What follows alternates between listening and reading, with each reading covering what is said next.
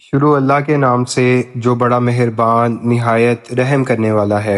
اے پیغمبر صلی اللہ علیہ وآلہ وسلم، کہہ دو میری طرف وحی کی گئی کہ جنات کے ایک گروہ نے قرآن سنا اور کہا بے شک ہم نے ایک عجیب قرآن سنا ہے جو ہدایت کی طرف رہنمائی کرتا ہے، تو ہم اس پر ایمان لے آئے اور ہم ہرگز اپنے رب کے ساتھ کسی کو شریک نہیں کریں گے۔ اور یہ کہ ہمارے رب کی شان بہت بلند ہے، اس نے نہ بیوی بنائی اور نہ اولاد۔ اور یہ کہ ہم میں سے بعض بے وقوف اللہ کے بارے میں غلط باتیں کہا کرتے تھے، اور ہم نے یہ سمجھا تھا کہ انسان اور جن کبھی اللہ کے بارے میں جھوٹ نہیں بولیں گے۔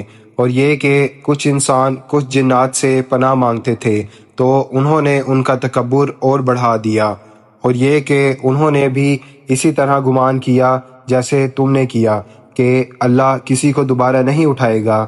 اور ہم نے آسمان کو ٹٹولا تو ہم نے اسے سخت پہرے اور شہابوں سے بھرا ہوا پایا، اور ہم پہلے آسمان کی خبر سننے کے لیے بیٹھا کرتے تھے، لیکن اب جو بھی چوری سے سنتا ہے اس کے ایک چمکتا ہوا شعلہ پیچھے لگ جاتا ہے۔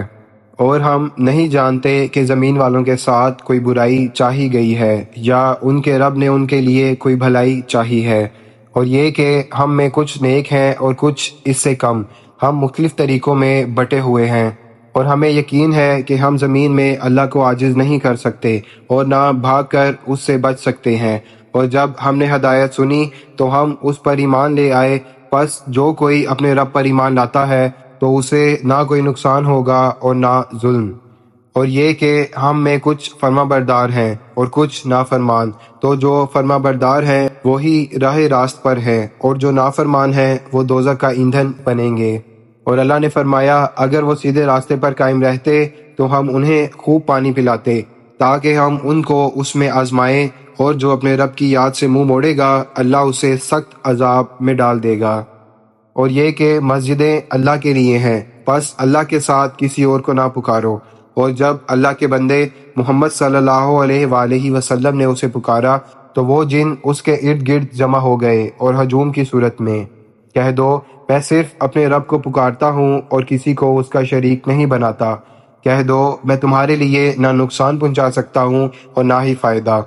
کہہ دو مجھے ہرگز کوئی نہیں بچا سکتا اللہ سے، اور نہ میں اس کے سوا کوئی جائے پناہ پا سکتا ہوں۔ میرا کام صرف اللہ کا پیغام اور اس کی باتیں پہنچا دینا ہے، اور جو اللہ اور اس کے رسول کی نافرمانی کرے اس کے لیے دوزخ کی آگ ہے، وہ ہمیشہ اس میں رہیں گے، یہاں تک کہ جب وہ اس چیز کو دیکھ لیں گے جس کا ان سے وعدہ کیا جا رہا ہے، تب انہیں معلوم ہو جائے گا کہ مددگار کے لحاظ سے کون کمزور ہے اور کس کی تعداد کم ہے۔ کہہ دو میں نہیں جانتا کہ جس چیز کا تم سے وعدہ کیا جا رہا ہے وہ قریب ہے یا میرا رب اس کے لیے کوئی وقت مقرر کرے گا۔